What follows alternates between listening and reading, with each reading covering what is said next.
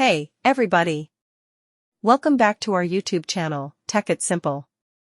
In today's video, I'll show you guys how to log into your HMRC, capital G, tax account. For this, guys, what you need to do is open up any web browser. As I have already opened Google Chrome, bring up the search bar and type in HMRC, capital G, STX login and hit the search.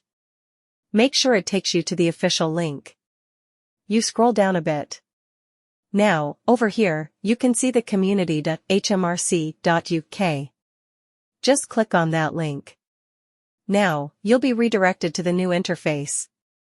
At the top right of your screen, you can see the sign in button. Just click on the sign in button to sign in. Now, again, you will be redirected to the new interface, which is the sign in page. Simply, you need to enter your username over here. Similarly, enter your password over here.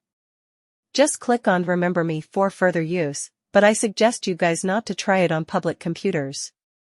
And once you click on the sign in button, you'll easily access your account. In case if you forgot your password, just click on Forgot Your Password to recover your password.